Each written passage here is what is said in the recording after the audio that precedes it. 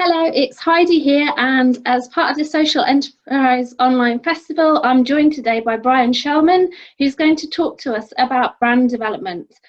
So Bryan, can you tell us a little bit more about yourself and your background and experience, please? For sure. Hey, Heidi. Hey, everyone watching. Thanks for the opportunity for being here. So my name is Bryan Shelmon, currently located in the United States, and my company is Anthem Culture. And Anthem Culture essentially is a company that explores culture around the world through music, art, food, fashion, film, literature. So I'm involved in a lot of different creative projects, essentially from all of these different areas, and helping a lot of people with brand development, working with a lot of companies, clients, personal development, whatever it may be. So I'm working with a lot of different visual projects, graphic projects, video projects, audio, you name it. Anything essentially just to like help build the brand. Okay, sounds really interesting. So when we talk about brand, what do you consider that to be? What is it when we say we're building a brand? What do we mean? Building a brand is essentially like the first impression that you get whenever you see a person, whenever you see a company. So it's that first image, it's the first thing that you hear, and it's your first sort of imagination as far as like everything that they do up to that point in their life and their career. So when it comes to the brand, that's everything down from the graphics, how you present yourself online, and even just the conversations and the stories that you tell to different people, whether it's one-on-one or speaking to a big group, it's everything that you're talking about. So branding is very important when it comes to the business world, because like I said, that's the first impression. So it's really hard to change that. So once you have a brand established, that's what they know you as. Okay, so often people talk about having a story. You've mentioned, it's your story. A lot of people say, I don't really have a story. How do you respond to that? Well, I've actually had to help a lot of people develop like their brand story for their companies. So, from somebody on the outside trying to craft up this story of what the brand is, it's kind of difficult. But I usually have like a set number of questions as far as like what I like to ask to get a sense of exactly what the company is. And a lot of that is really just about how did they come up with the company. And that essentially helps a lot of like where they want to grow the brand. And even branching off from that is to see what their long-term vision is for the brand. So thinking about that, it's easy to sort of like work backwards from that point and be able to craft like a story that links the initiation of the brand, of the company, bridging it all the way to where they foresee the company in the future. So that entire timeline, you want to sort of like summarize that within a couple paragraphs. So it's actually fun. It's fun doing. Yeah. And for a lot of social entrepreneurs, they start up their enterprises and as the individual. So often the brand is that person. I've experienced this myself where everyone thinks that I was the brand behind my business, and then nobody wanted to ever speak to any of my staff team because there was only me as the brand and the story. How do you make sure that you've got a story of you as a brand, but you also have a business brand, or should you combine the two? Well, yeah, sure. Well, I mean, with social entrepreneurs, you're involved with the cause. So a lot of times it doesn't matter like your involvement with the cause. It could be in a global scale or even just for the local scale for those of the people that are just starting out. But it's always something, even just like the littlest thing that you can get started with something, whether it's wanting to help out with donating something or wanting to help like with the environment or something like that. You could begin like planning something, but really just get involved with the community, really begin to build up your network. So just the natural conversations that you have with people, you're speaking about that social cause. So once you really start to have that mindset with yourself, just the natural things that you start to develop, whether it's the activities that you get a part of, the company endeavors that you're engaged with, is in line with exactly what you're doing socially. Okay, and you've got experience yourself of building your brand and making it a global brand. How did you go about that?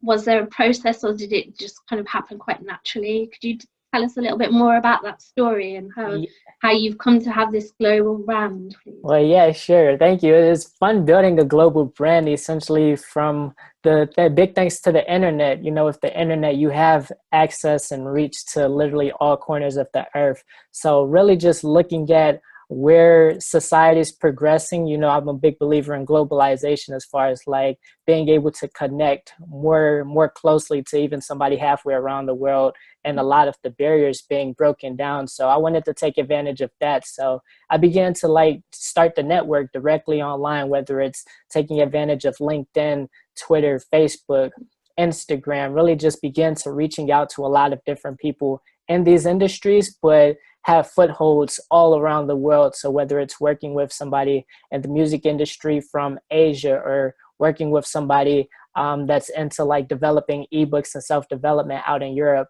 you know, it's a lot of different places that you could find like influencers, people that's already moving and shaking in these different areas. So I like to network with them and then figure out like, okay, how can we collaborate on a project? And initially you do like a lot of planning and organizing online just from like the different corners of the earth. But from doing like a lot of work, I've gotten a lot of different opportunities to actually go out to a lot of these places and really meet face to face and get some hands-on work. So I've completed projects out in Puerto Rico, helping out a branding project there. I was out in Mexico doing some branding work, out in Thailand as well. Mm-hmm. So really just starting the connections online and not even thinking about, okay, how can I get over halfway around the world to Thailand to do some work, but really thinking at the level that you're at starting and say like, okay, well, if I can't book a flight going there, I could just shoot an email to somebody and see if we could line something up. So really just leveraging the internet to take it to the global scale.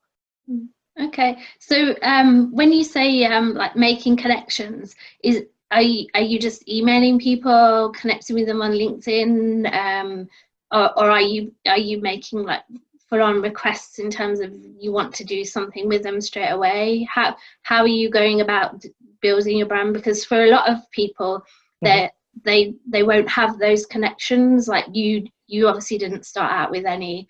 So how do they get to the point where they have that well-developed network of people that they can turn to that will actually respond to them? Because a lot of people don't reply back necessarily when you contact them. So what keeps you going, really? Yeah. Definitely true. Well, just think about your own local community.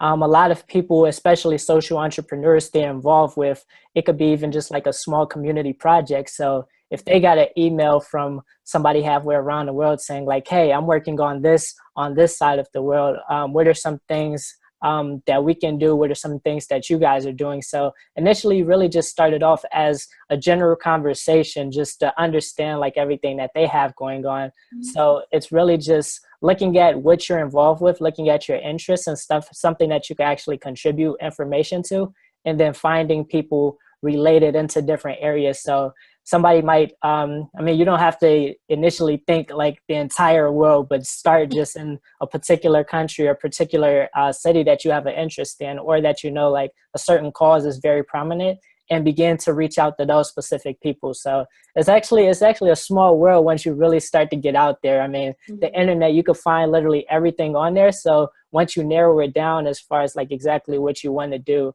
then you could definitely find people that's interesting, and even just start to be able to contribute your knowledge and information, and even just ask them questions. Everybody's always available to answer some questions. So you might not be pitching a project to generate revenue or start a business relationship, but somebody always needs help with something. You're always available to like assist you with your project if needed. Yeah. So to me, brand development always traditionally meant things like having leaflets and logos and being color coordinated. But you're actually, what you're talking about is much more about people and being online and making those connections. That's correct. Is that where brand development is nowadays, or do we still need the kind of the logos and the other stuff that comes behind it as well? Well, one thing I've learned from being involved with like social media is people don't really like talking specifically to a logo, but even they expect the logo to have a sort of like personal feel to them. So even though you see the logo, whenever you like send an email to somebody, you know, it feels a lot more personal if you're sending an email to Bryan at so-and-so.com versus info at so-and-so.com. So really it just creates that personal feel, and a lot of people like that one-on-one connection, especially with like the reach that you get with social media. You know, it becomes a lot more personal. So just being able to see your face, people tend to attach the face to your logo. So, you know, you can find logos. There's a million logos out there now. Everybody has their own logo, but once they actually understand like the personal aspect behind it, then they really start to recognize and connect more with the logo. So you could really put the logo onto anything at that point, and then they could relate and say like, hey, I actually know Heidi that's behind that. Hey, I actually know Bryan that's behind that. So the personal connection, you know, it just builds the relationship further to be able to take it to the long term. Okay, sounds good. So, but graphics are definitely still important. That's good to know. when I think for a lot of people when they're starting out, one of the first things they want to do is get their logo and the website, and perhaps they don't think about what it is as a brand. So even a lot of times when I was just getting started with Anthem Culture, you know, I had the name. I was been saying Anthem Culture for a lot of different things and doing a lot of creative work underneath that title, but I always didn't feel yet like a company until I was like, okay, I really need to have a logo. I really need to have a website. But a lot of those things tend to delay like what you really want to get involved with. And, you know, the further you delay it, the less motivation you have to really jump into something. So I usually like to tell people, if they really have an idea, just get out there, start networking, start talking with people. So you may not have like your own company, your own logo that you're working under. You could definitely connect with somebody that already has these tools and be able to utilize their resources. So they might be able to plug you in with somebody that's a great graphic designer that could whip you up a website, but you already start to get that experience right out the gate instead of starting to wait until everything is perfect for it. Okay, it sounds really, really interesting. It's a different perspective to like a very traditional marketing approach, really, isn't it? So in terms of some tips you'd share with people that are starting out or are growing their social enterprise around developing their brand, what would be your top tips for them? Yeah, I have some great tips. You know, branding is important. So I would have to say my first tip is really having a long-term vision for your company, because without the long-term vision, you know, you start to do a lot of different branding activities, whether it's producing a flyer or establishing a connection where in the long term it might be detrimental to where you ultimately want to go, or even just steer you off the path. So really having a long-term vision and then taking that vision and working backwards really to see how you can achieve that. So it definitely helps with developing a brand as far as like how you want it to look. I always like to tell people to start to present yourself how you want to look in 10 or 15 years. And so that even at this stage, it looks like you've been doing something. It looks like an established company. And that definitely helps attract more clients, helps attract more network as far as like being able to grow your social enterprise. So having a long-term vision is my first tip for everybody looking to develop their brands further. My second tip would have to be to understand your audience, because with so many tools out there, and even with the world being so big, everybody is in a million different places at one time. So your audience might be only catered to one specific medium, whether that's Facebook or whether that's YouTube or LinkedIn. So you really have to understand exactly where the people that you want to reach, and that'll ultimately help take you to the long-term success of your company. You have to figure out where those people's attention are. And instead of trying to pull their attention away into another different platform, you may as well take advantage of where they already are. So just understanding that, it helps your brand attract all of those people that's already interested in it, and also put your brand into a expert position, I guess you could call it, as far as like being one of the thought leaders and pushing the industry forward. So understanding your audience will have to be the second tip. Okay. And And where you just mentioned there about making yourself a thought leader, is that about having articles published, or is that just about you sharing your thoughts and promoting them? Is it writing books? What what are we talking about if we're starting out? Are we just sharing like our opinions at the beginning and that's it, or are we doing more? well, you're essentially doing all of those things. You really just want to have a voice in your space. So I always like to think about people, like, especially these days, people like a recommendation. So they believe something about you from somebody else more if you're telling about your own company. But if somebody else is talking about your company, then they'll really start to believe it. So it feels like a less marketing approach and more like personable recommendations. So you could do a lot of that from guest posts. It's a lot of people need content essentially. So people are always up for having guest posts on their blog, for example, and even just developing your own blog. Or if writing isn't your thing, you could participate in podcasts, or if you're into videos, but really just start to get yourself out there. And even just as you start to network, grow your business, you could start to link back to all of this different content that you develop and able to say like, yeah, I'm already doing this. So that's part of the story development right there. You're saying that you're already involved with this. So it's a lot more believable and makes you seem a lot more established. Yeah. What about if you're frightened or afraid to get yourself out there? What have you had anyone like that you've worked with, and what have you done with them? Yeah, I've actually had one case where somebody, they wanted to develop a company essentially, but didn't want to be the face of the company. So that's kind of hard when you think about like an entrepreneur. So I began saying like, okay, you might have to start doing a lot of these interviews or conference talks if your company really blows up and people are really interested in it. But if you're sort of an introvert and want to take like a backseat role, it's a few things you can do as far as like being able to hire in people if you have the resources to do that, to really be able to like contribute. So in that case, you really would be establishing like not a personal blog or brand, but really like a company blog or brand. So then you begin to put out all of this information underneath that one title.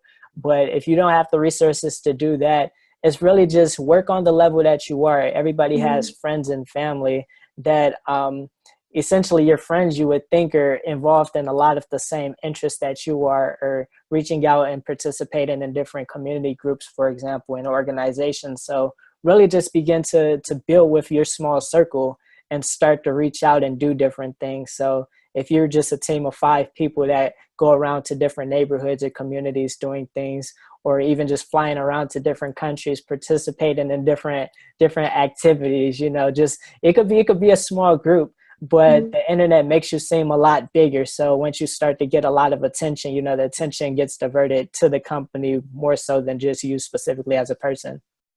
Okay, so sorry to interrupt there. We'll go back to your tips now. Okay, yeah. Just So throw so those 2 questions in there. that's all good. So the second one, like I said, was understanding your audience for that. So the third tip is, I guess it branches off. It was a good segue. Is to actually be active in developing your company, your organization.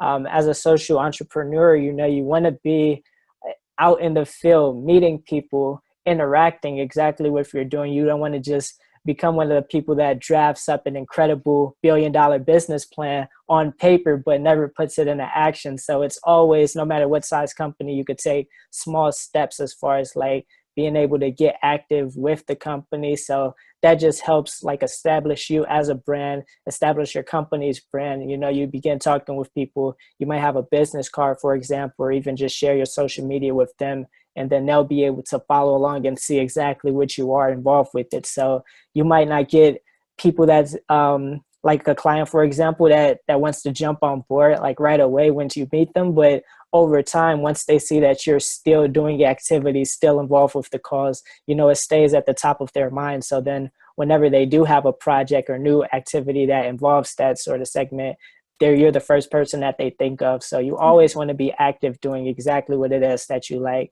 just to even just stay informed and engage with the industry so you understand the trends yourself, so you'll be able to communicate that to your audience. So getting active, staying active, that's very important. Okay, brilliant. Thank you. Look, my final question for you then is, how would you work with a social entrepreneur if you were going to be developing their brand? What kind of things would you be going through with them, particularly as a lot of the people that will be watching this interview are perhaps based in the UK, and obviously you're in the United States. How would you go about working with someone if you were going to support them with developing their brand? Well, first understanding what got them interested and involved with a particular cause, because understanding that, you really understand like their motives, their motivations. So from doing that, from understanding that, then I would understand their audience as well, see exactly like who they want to target. And then from bridging those two together, you really could start developing the graphics, the content, all of the material that's going to be able to reach those people. Like you mentioned, somebody might not be into doing videos, but might be better at writing, and vice versa. So you want to be able to cater it to exactly who the person is to be able to ensure the most success, because being an entrepreneur, it could definitely be overwhelming as far as like thinking about all of these different mediums and trying to provide content to it. But you really just want to focus on what your strengths are. So me, with working with different people, is really just understanding that and then start to develop it further, so it seems like more fun than work, quote unquote. Yeah, definitely. So there you're talking about focus as well. Is it important not to try to develop your brand everywhere? Is it, would you say, just pick 2 or 3 places and do the brand development there and then think about other things? Because with social media and all the online platforms nowadays, people often feel that they have to have a presence on everything. They have to be everywhere. And for me personally, I found actually going to meetings and events is a better way to promote myself than being on Facebook or Twitter permanently. So is it a case of looking and seeing which are the best ones, or should I be saying actually I need to be on everything because my brand can be bigger then? See, you're actually a perfect example of it. Just from even just going through all of your social media and stuff, you definitely have profiles set up. But even I always like to tell people, just you want to lock down your name. So whether you're going into Twitter, Facebook, Instagram, make sure you have your name and your company's name on those platforms, and just hold it as a placeholder. So until you get large enough to really like develop a team that can manage all of these places, don't overwhelm yourself. You know, you really want to focus on what your strengths are and take care of that, because that's essentially going to help you grow your business the fastest and the furthest. So once you have the names locked down, I wouldn't even worry about trying to stress over uploading pictures multiple times a day on Instagram or tweeting out multiple times a day. Like, it could get to be too much, and it starts to seem like work instead of actually like thinking about the long-term vision and the actual cause that you're working towards. So once you lock down your names, definitely just pick 1, 2, or 3, whatever you feel like you can manage, and really start develop those. It's actually good to see a couple profiles that's updated constantly than seeing a bunch of profiles that are sporadically updated. So you never want to overwhelm yourself, but really just focus on what your strengths are. But if you have the capabilities, definitely keep your names, because you never know where your company could go in the future. Definitely. All right. Well, thank you so much, Bryan. That's been really interesting and helpful. Have you got any other final thoughts that you want to share with us? Yes.